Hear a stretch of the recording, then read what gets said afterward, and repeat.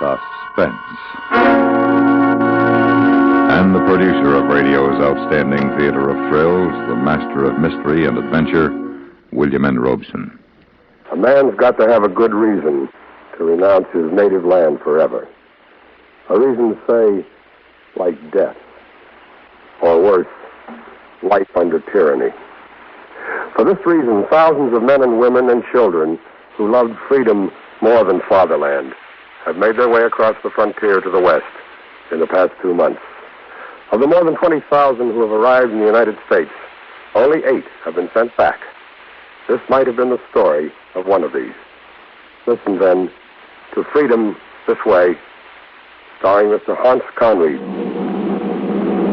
Figyelem kérem, ha kinéznek a jobb oldali ablakon, a Look out the right side of the plane, the stewardess is saying. You will see the lights of New York. And you do. But you cannot see them very clearly because your eyes are filled with tears. Look down there on the water. Yes, it is the Statue of Liberty. The Statue of Liberty. Oh, Mama, is that maybe heaven down there? Yes. Yes, my dear, maybe it is.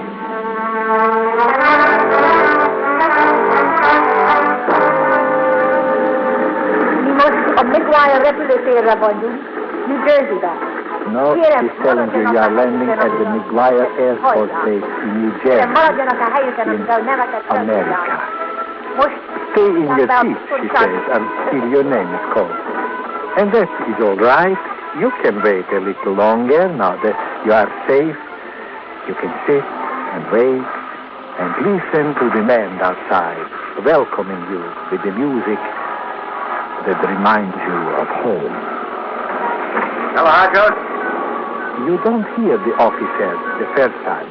You lean back in that seat, wrapped in the warm mantle of security. Hello, Harcourt. Oh, yes, sir. Are you Bella Harcourt? Yes, sir. Come with me. Alone. Oh, but sir, You understand English, don't you? Yes, sir. I said come with me. Alone.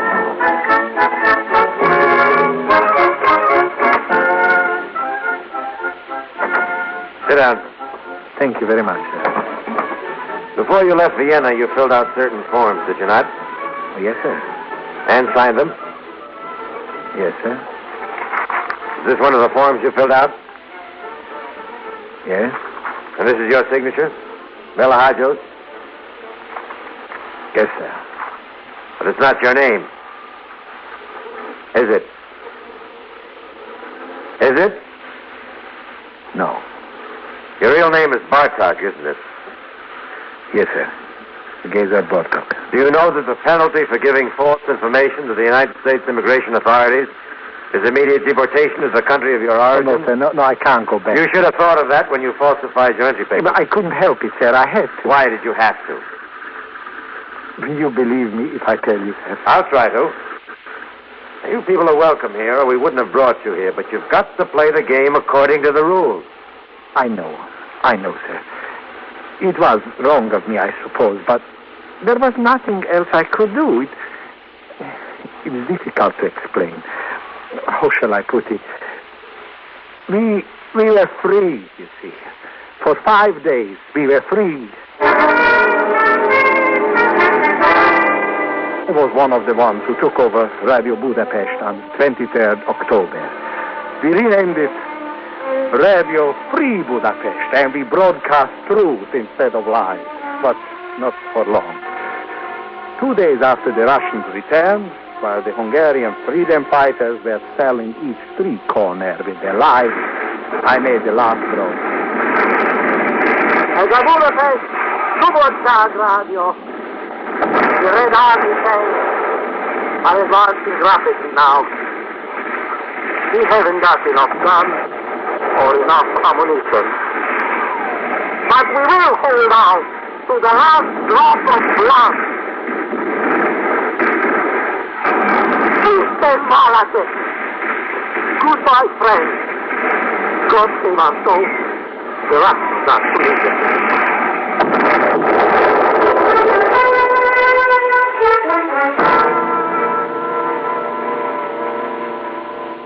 The studios took a direct shell hit, and that was the end of Radio Free Budapest.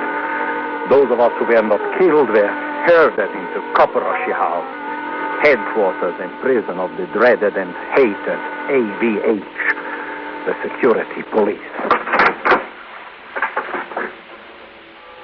When my eyes became accustomed to the gloom of the cell, I discovered that I was not alone. Another man was lying motionless on the bunk opposite mine. He was not sleeping. His eyes were open, but he did not seem to see me. He seemed to look straight through me. I smiled, but his face remained motionless. Oh, this then. Hello. Hello, I'm talking to you. Don't you hear me? What's the matter with you? Answer me. Answer me.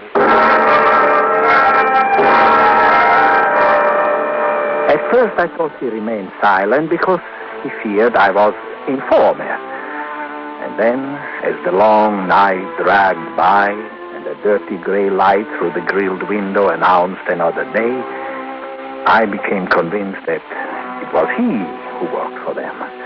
I was now convinced he was part of the psychological breakdown. He was the first modest step in a process that would end with my voluntary confession to a dozen crimes that I had never committed, implicating 100 persons I scarcely knew. And he sat there and stared through that long day and the next. And then sometime during the night, the guards came. Jerry Verm, follow me. Who? Me? Not you, the other one. We are not ready for you yet, but we will be. You. Vida, come. Oh, why don't you stop this comedy? You know this man is one of you, a secret police. We do not shoot our own, and him we are going to shoot. It is true, my friend. You can talk. Of course. And here, too. At first, I thought you were an informer. Me? No, I thought... Now I know. So I wish you better luck than I had. His eyes were dry. His chin was firm when he shook my hand. And then he turned and walked through the door.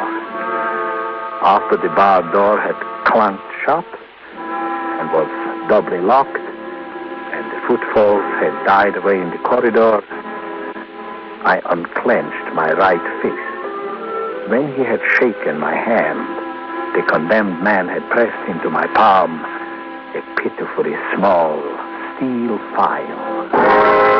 I whirled around to the window. Yes, the center bars had been filed, almost through. It must have taken weeks of the utmost patience, a labor that my presence had interrupted, a project now devolving upon me. I failed to work with a will, but it was work, tedious work.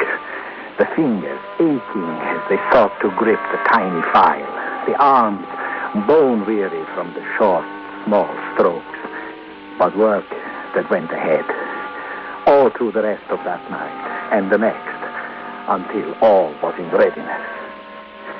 I pried the bars apart and started out the window and got stuck halfway through.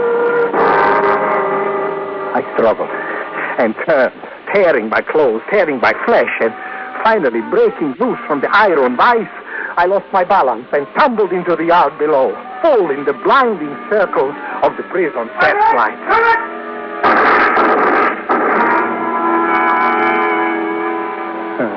Here, drink this slowly. Thank you. As I drank the chalky fluid, my eyes slowly came into focus and my ears into tune. I was in a bed in a hospital ward. My heart leaped and then sank, for the sun which streamed through the windows fell upon the floor in the pattern of bars. I turned to the young nurse standing over me, impersonal, impervious. My eyes must have expressed the question. She replied impassively. You did not get far. You are still in Koporoshi house. I was not lucky enough to be shot. You will be when you have recovered. Why? Why did they not... Quiet. You must be quiet. The doctor will be here in a minute. She nodded toward the door, and as I looked in that direction, the doctor entered. My heart stopped for an instant, and then raised. It was Fökete Damo. I knew him. He was one of us. Or had been back in 1944, in the days when the underground was pushing the Nazis out of Budapest. This is the new patient, doctor. Attempted escape. Oh, yes. I was told about this one. Doctor. One of the freedom fighters, eh? Seems you have lost your freedom, and there's no fight left in you. Hey, my little man? Doctor, aren't you Fökete Damo? Don't you remember me, Boto Chiesa? Don't you remember how we held the Margit Siget against the Nazis in 44 when we were both students? Obviously delirious, nurse. Increases sedation. Fökete Damo, what are you doing here in Koporoshi house? Have you forgotten the words of Pötefi Shandor? How our father shouted them in 1919, how we shouted them in 44, how those kids shouted them last week. Magyars, rise! Your country calls you. Meat is our, whatever befalls you. Yes, obviously delirious. Better move him to a private room where he can't disturb the others. Yes, doctor. Now, the next case.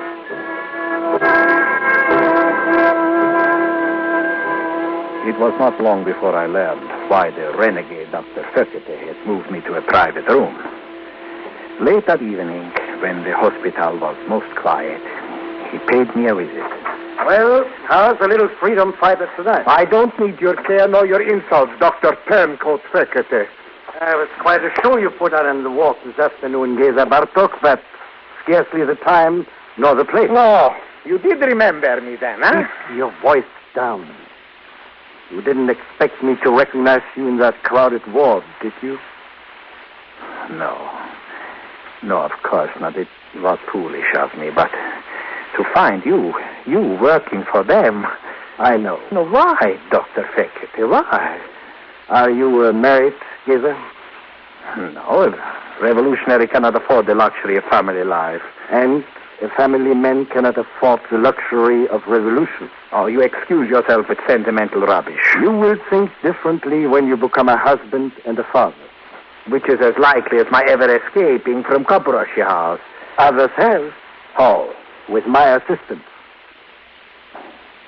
Oh, doctor, forgive me. I did not realize. There are more ways of serving than shouting patriotic verses at the top of your lungs. Yes, of course there are. Now, first of all, we must make you ill. Make me ill?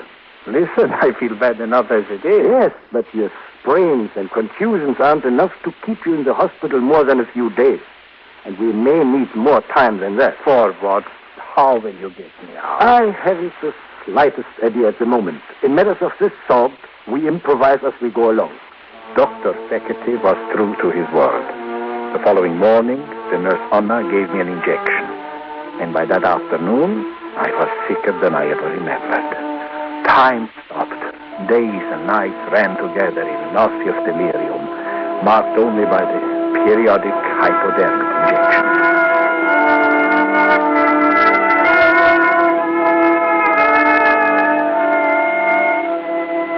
At last came the day when the injection did not throw me into retching convulsions. Instead, my head seemed to be clearer. I was dimly aware of being wheeled along the corridor by Nurse Anna. And then I found myself in a small operating room. Dr. Fökete was there, and the nurse, and a still form on the operating table. A form with a sheet drawn over its head. And vaguely I heard Dr. Fökete say, "Make out the death certificate this way, nurse. Name, Bartok Geza. Cause of death, internal injury sustained while attempting escape." Doctor. Yes, Geza? Just like quietly, since you're now quite dead. You can fill in the rest of it down at the morgue. There is no more room in the morgue, doctor. They are stacking the bodies in the courtyard now. Good. In that case, they may even mislay the corpse of Geza Bartok. But if that's Geza Bartok lying there and he's dead, who am I? You are now Bela Hayos, and you have a great deal to learn while you're convalescing from your emergency appendectomy.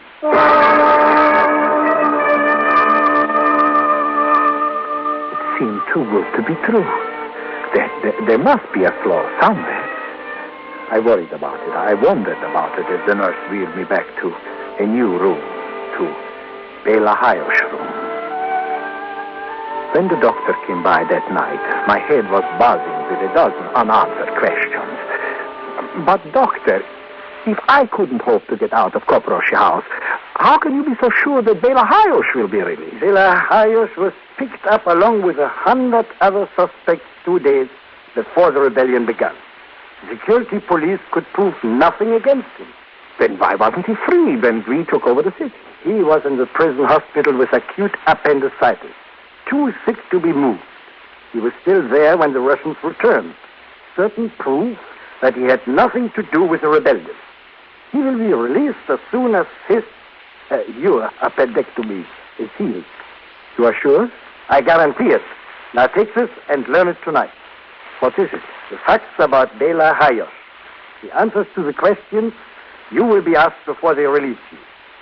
You must be able to answer everything on this page instantly. A single slip will mean death for you. And for me, too. Why are you doing this, doctor? Call it patriotism or a guilty conscience. In any case, it's the least I can do for men like you.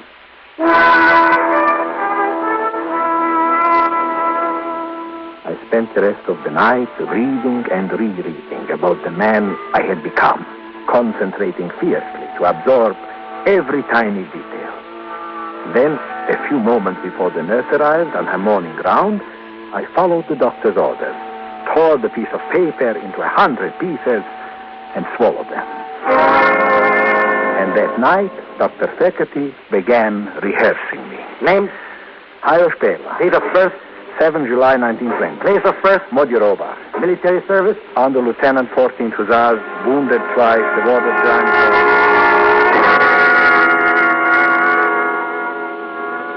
Over and over again, hour after hour, night after night. Mother's name? Zita Radna. Father's name? Janos. Very good, Bela Hayos. I would say you're ready to be released from the hospital. At last. But what about my identity paper? Your personal effects were taken from you when you were arrested. Your passport will be returned to you when you are released. Passport? It will have Hayos' picture in it. And so it has. Your picture. But how do you think we are not thorough? At least as thorough as the security police? Yes, but how could you make? Geza Bartok was photographed when he was arrested, was he not? Yes. The photograph of Geza Bartok is now affixed to Bela Hayos' passport. I don't see how you could manage. To survive, a slave sometimes has to excel the master at his own game. Be prepared to leave the hospital in the morning.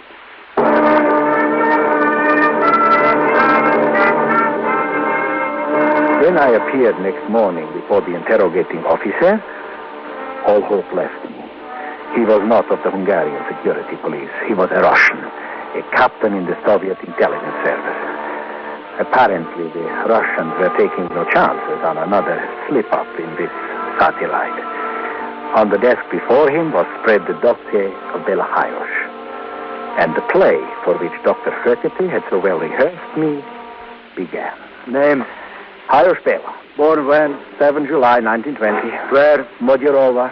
Mother's name? Zita Radna. Father's name?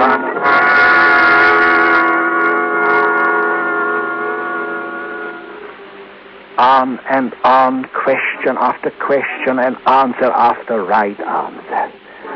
Finally, the captain seemed satisfied and tore open a brown manila envelope, dumping its contents on the desk before me. A few coins, a wallet. Wait.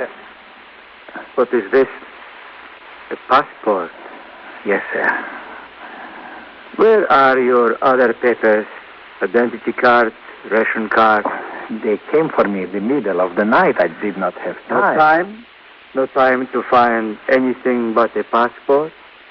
Because a passport is what you need to get over the border. Why did you want to leave the country? I didn't want to leave the You need a country. passport to cross the Danube from Budapest? No, but the passport has always been sufficient. You wanted to leave the country? Why? But I didn't. You lie.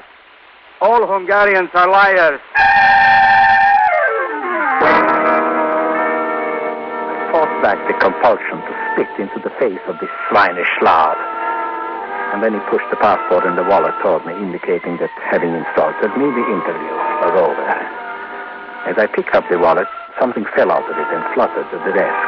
A picture of a woman who was a complete stranger to me.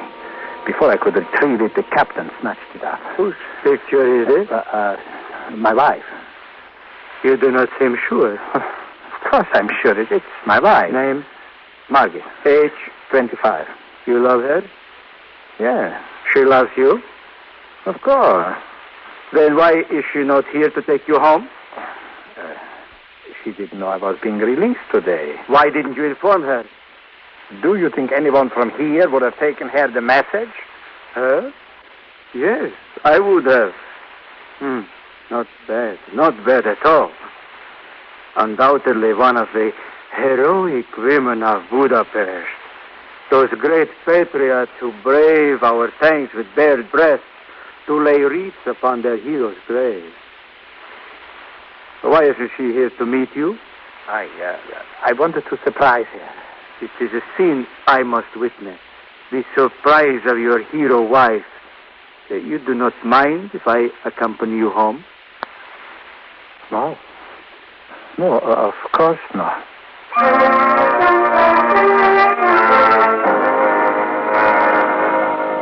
I knew the game was up, but I was determined to play it through to the last move. I sat beside this distrustful sadist in the back of the Z-Start car, and as we picked our way through the rubble of Budapest, I thought time had turned back 12 years to the war. Lime-covered bodies still lay decomposing in the streets. Smashed and burned tanks blocked the intersection. In a hole blown from the third floor of an apartment house, a bathtub teetered ridiculously. There was no traffic. Budapest seemed uninhabited. For that day, all Hungary had gone on a general strike of protest. At last, our silent journey ended at 19 Molnarhütte, my home. I mean, Béla Hajós home. What are you waiting for? I'm afraid. Of what? My wife, when she sees you in that uniform, I'm afraid she will be frightened. A Hungarian woman frightened? I thought nothing frightened a Hungarian woman. Get out. Please, let me go in alone. Yet, Just for time to explain. yet, no explaining. I will explain.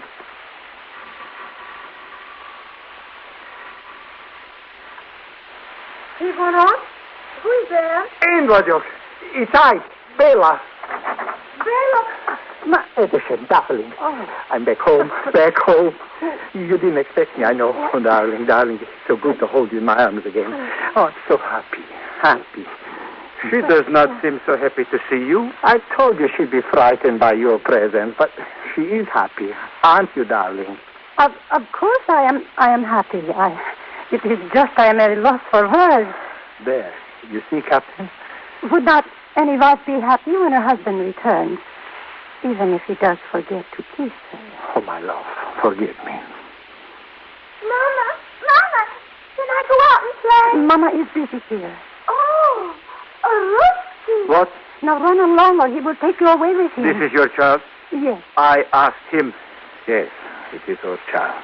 I suppose she has a name? Certainly. Her I name asked him. What is her name? It's Tati. That's what it is, Tati. Shut up. But that is my name. Of course it is, darling. And now if you will excuse us, Captain, my husband and I have a lot to talk about, privately. And thank you so much for driving him home. Monsieur.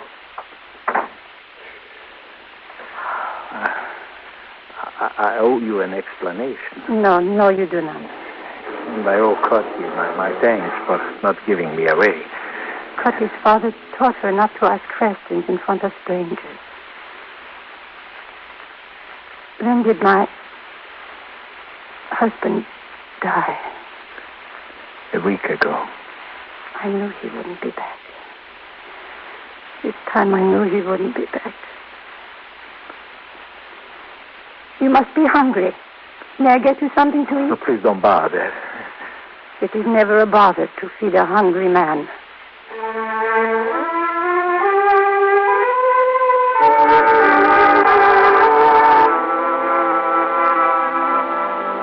With her husband dead, there was nothing to keep Margaret in Budapest any longer. And certainly it was no safe place for me. And so Bela Hajosz, his wife and daughter, made the long, difficult journey across the frontier to Vienna. Well, that's quite a story, Mr. Hajosz. There's one point that beats me. What is that, please, sir? Once you were safely in Vienna, why did you go on impersonating Bela Hajosz? Why didn't you tell the authorities the truth? Because of Cassie, mostly.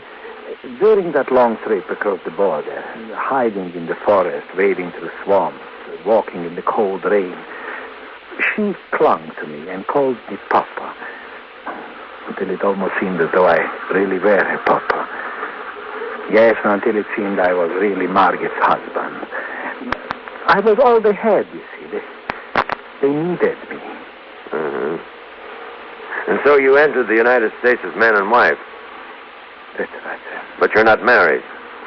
There was no time. That's another section of the immigration law you've broken, Mr. Hajosz.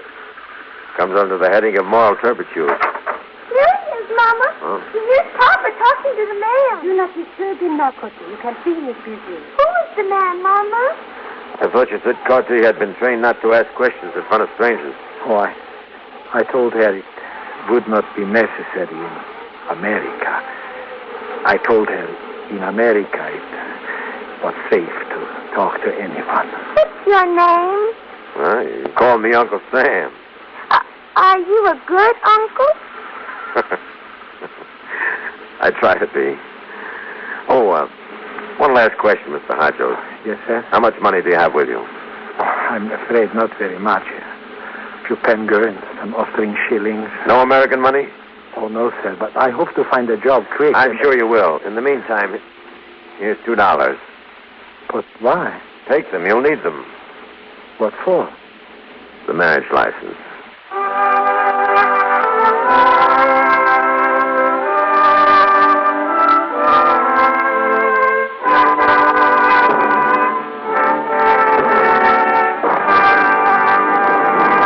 Juan Conried starred in Freedom This Way, produced and directed by William N. Robeson, and written by Erno Verabes, Max Colpay, and Mr. Robeson. Heard in the cast were Margie List, Felitza Milo, Norma Jean Nilsson, Charles Radilak, Joe DeSantis, Jack Crucian, and Fritz Fell.